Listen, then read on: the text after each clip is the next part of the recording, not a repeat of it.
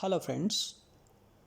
Now we will try to talk about the energies related to different padas of Krittika Nakshatra. So the first pada of Krittika Nakshatra, if you observe, is actually the last pada of all the padas present in Aries section, right? So the first pada of Krittika Nakshatra basically it ranges from 26 degree 40 minutes to 30 degrees of Aries. And if you see its Navamsha means whenever a planet is placed in Krittika Nakshatra first pada, in the Navamsha chakra the planet will go in the sign of Sagittarius. Right? So every pada related to a sign in the Navamsha chakra. Right? So if you observe Ashwini first pada, that is in Aries. Ashwini second pada is in Taurus. Ashwini third pada is in Gemini. Ashwini fourth pada is in Cancer, in the Navamsha chakra I am talking about. And then Bharani. Bharani first pada is actually in the Navamsha chakra falls in Leo sign. And Bharani second in Virgo, Bharani third in Libra, Bharani fourth in Scorpio. So then Krittika first pada will go to the Sagittarius Navamsha. Right? Krittika is a sun nakshatra basically. And its first pada is going in the sign of Sagittarius in the Navamsha chakra. And the Sagittarius is full of Jupiter's energy. So you can understand the Krittika first pada having this Sagittarius Navamsha is highly moralistic because Sagittarius is always about morals. Also generous in nature basically. There is a daredevil element to this pada which connects it to actually one type of military pursuit or the other. So basically Krittika first pada people, they can find something in the military provided if their Mars is very good. Let us say Mars is eaten up by Sun somewhere. That means Sun and Mars conjunct, very close. So Mars qualities are going down there, right? So that kind of people may not go into the military. So you need to check the whole chart, but Krittika first pada has the energy of military. That's what I am telling you. It is moralistic because of Jupiter, and basically it has some military energy. And it is the explorer of the zodiac. It is the explorer of the zodiac. So they can explore more. They explore more. So planet here give a lot of willpower, strength and stamina also. So Krittika first pada is basically a nice pada because it can give the native a very good willpower, strength and stamina. Sun, Mars, Jupiter and Ketu are very, very strong here. If Sun is present in Krittika first, then just imagine, of course it is in the sign of Aries, and Sun exalts there, and Sun in the Krittika first pada is also having very good dignity because Krittika is Sun's nakshatra. And Mars of course can give military pursuits, kind of daring nature. And Jupiter, yes, highly moralistic, right? So the willpower, strength and stamina, when Jupiter is in Krittika first pada, is basically good. And Ketu is also strong here. So the second pada, if you observe, the second pada of Krittika Nakshatra, it actually starts the sign of Taurus. And it ranges from 0 degrees to 3 degrees 20 minutes of Taurus. And whenever a planet is in Krittika's second pada, that planet will go in Capricorn in the Navamsha Chakra. So Capricorn, basically it is ruled by Saturn. So this particular pada, the second pada of Krittika, also has a strong sense of ethics, but its vision is more material rather than mental or spiritual. So Capricorn is a kind of materialistic world. It's a very, very practical world because Capricorn is the natural 10th house. So basically it gives that materialistic behavior than mental or spiritual behavior. So even its spirituality is expressed through materials. Krittika's second pada people, even if they look spiritual, the spirituality also they express with materialism. So the emphasis here is on arranging matter to create a nurturing and motherly environment. So arranging matter to express the motherly nature is seen in Krittika's second pada, because Taurus basically it is a sign of resources. It is a sign of resources. So you can see when Krittika's second pada, when a planet is in Krittika's second pada, that can provide resources, that can have the energy of creating motherly environment, that has the energy of nurturing and nourishment. So when you talk about Krittika Nakshatra, we talk about the 7 Krittikas, the 7 wives of 7 celestial sages who are looking after our galaxy. So we basically talk about Lord Kartikeya, who was actually raised by the 7 Krittikas, like as foster mothers. So that motherly nature, that nurturing and nourishment can be seen in Krittika's second pada. So basically, it has that Saturnian nature which can provide the materialism, the practical world.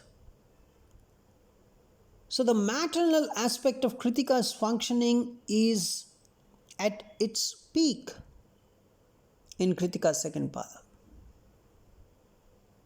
The maternal aspect.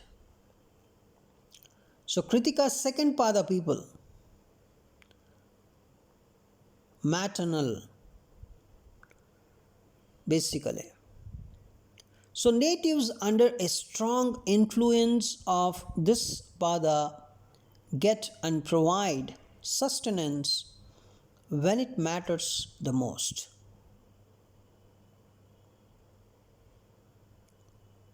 So Krittika's second pada is really a good pada, and you can see moon reaches its maximum exaltation in this pada, Krittika's second pada. The motherly nature, moon represents mother. And Mars and Saturn also function strongly here. So when Mars or Saturn is present in Kritika's second pada, it is good that they can provide the motherly environment. They have that maternal aspect. But Mars placement here has more to do with receiving nourishment rather than providing it, because Mars represents Kartikeya. What happened to Kartikeya? Kartikeya received the nourishment from the seven Kritikas. So when Mars is present in Kritika's second pada, they would receive nourishment rather than providing it. But when Saturn is present here, they provide, because Saturn is very, very giving. He's giving in nature. Of course, he takes care of the karma of the person, karma of the native, but Saturn gives. Through hard working, that native, Saturn and Kritika, two native, through hard working, he can provide the motherly environment. He or she can say, anybody. And the third pada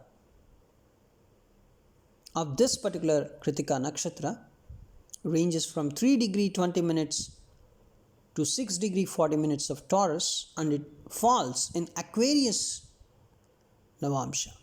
So whenever a planet is present in Krittika third pada, that planet will go to Aquarius Navamsha, and Aquarius Navamsha was actually ruled by Saturn. This is also a humanitarian pada. It combines futuristic visions and ancient knowledge on a view of fixed principles, basically. So, when a person has Krittika third activated, the futuristic vision and ancient knowledge, he can have more, basically. So, in this particular nakshatra pada, that is Krittika third pada, the emphasis is mainly on a 10th house significations like one's collective duty.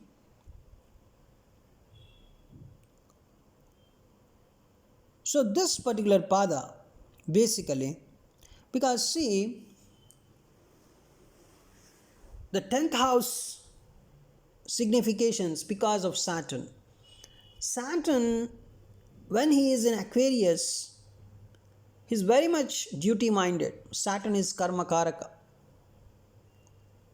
So basically, 10th house significations are very much activated, that is collective duty. Krittika third pada, they have this collective duty, right? So this particular pada, that is Krittika third pada, it can promote learning, and it's a kind of the kind of learning they have is a kind of university learning. So Krittika third pada, they have the nature of very, very principle oriented teacher, very, very principle oriented teacher. That kind of energy you can feel when you understand Krittika third. The energy is something like it's the university, right? And one more thing, you just imagine, no planet debilitates in Aquarius, right? So whenever a planet is in Krittika third pada, that planet will go to Aquarius. And in Aquarius, no planet debilitates. So whenever a planet is present in Krittika third pada, it has some fruits, basically. So that way it is treated as a very, very good pada. So generally we say all planets function well in Aquarius because no planet debilitates in Aquarius. So all planets work well in Krittika third pada. And if you see the fourth pada of Krittika actually ranges from 6 degree 40 minutes to 10 degrees of Taurus. And whenever a planet is present in Krittika fourth pada, it goes in the Taurus, it goes in the Pisces Navamsha. Basically, after Capricorn, you can see Pisces. So Krittika third is indicating Aquarius. So Krittika 4 is actually indicating Pisces. So Krittika fourth pada basically is ranging from 6 degree 40 minutes to 10 degrees of Taurus. And whenever a planet is present in Krittika fourth pada, that planet goes to Pisces Navamsha, and Pisces, of course, ruled by Jupiter. So this particular pada has the ability to manifest its deep sensitivity on a material plane. Whenever you talk about Krittika, you talk about materialism more. Generally, we don't talk about spirituality. We may talk about, when you talk about Krittika first pada, you can talk about a kind of military nature, a kind of principle-oriented nature because of Sagittarius, rules-oriented nature. Fine.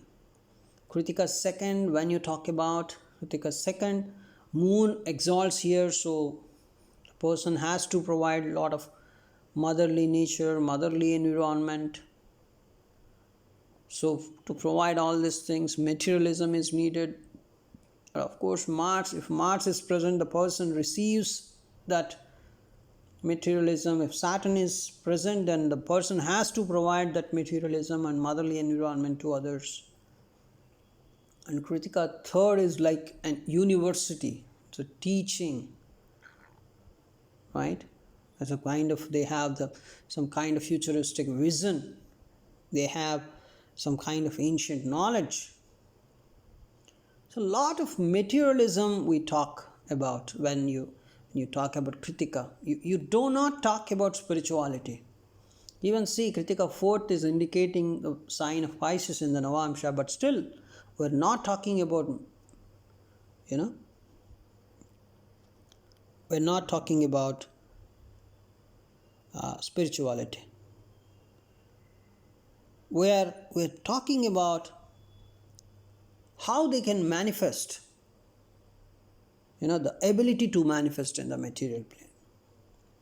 So it promotes group work. Basically, Krittika 4 is basically, it indicates group work of any type. So it's something like joyful. So very joyfully they can do group work. That is Krittika 4. So planets in Krittika 4 are more creative under group situations. When they are in group, they do very well. So when you talk about group work, you talk about Krittika 4. Krittika 4, group work. So this is a Pushkara Navamsha pada. We make another video on what is a Pushkara Navamsha pada. So all planets are capable of conferring good results in Krittika 4, just like Krittika 3. So Krittika 3, whenever a planet is in Krittika 3, it falls in Aquarius Navamsha. So in Aquarius, no planet debilitates, so things will go good generally, at least to some average extent. It's good. And Krittika 4th is Pushkara Navamsha pada. We say things will go, good. See, even if things go good, some people may not be satisfied. We need to check their satisfaction level. So that's why whole horoscope is to be checked. Even if they have very good amount of resources, some people may not get satisfied. We need to check that, right, after checking the complete horoscope. So Pushkara Navamsha Pada is Kritika. Fourth is basically Pushkara Navamsha Pada, and it can give good results. And Jupiter, Venus, Ketu. Venus basically exalts in the sign of Pisces, and Jupiter is the Pisces, Jupiter's own house. In the Navamsha, Jupiter in Pisces, it's good. Venus in Pisces in Navamsha, good. Ketu in Pisces in Navamsha is good. Jupiter, Venus, Ketu, right? They can give fullest results in Kritika 4, basically. And Mercury is a bit little out because Mercury is not comfortable in the sign of Pisces, right? So except Mercury, in Kritika 4 all the planets are good, we say. Even Mercury is good, but of late it will not give much results. It will debilitate, right? It will become absent kind of. Once the native reaches the age of 35, Mercury in the sign of Pisces may not give much contribution at all, because Mercury in Kritika 4 may not give much results. It's a kind of in absence. So that's about all the 4 padas of Krittika Nakshatra. Basically, it's not a spiritual nakshatra at all. It's a kind of materialistic. It's a kind of understanding your emotions and penetrating into it, and criticize or play with you if other planets are not good. It's a military. Kritika 1 and Kritika 2 is a kind of moon exalts here, so motherly environment, we say. Kritika 3 and 4 are very good for materialism. Kritika 3 is completely materialistic. Materialism, of course, Kritika 2 is also materialistic. Both are materialistic, and that's about Krittika Nakshatra. And Kritika 3 basically not only it's not about materialism, not only about materialism. To some extent materialism is present, but Kritika 3 is university. It's a kind of teaching, right? Kritika 2 is more materialistic, you can say, right? Because moon is present there. It has to provide the materials to others. It has to create motherly environment. So some matter is always required. And Kritika 4 is always a kind of good pada, and it basically Kritika 4, when you say Kritika 4, we say group work. They are very good in group work. Without group work, they are a bit okay kind of. And if they are in the group, yes, they are very good. So that's about the Krittika Nakshatra, all the 4 padas. Thanks for watching this video.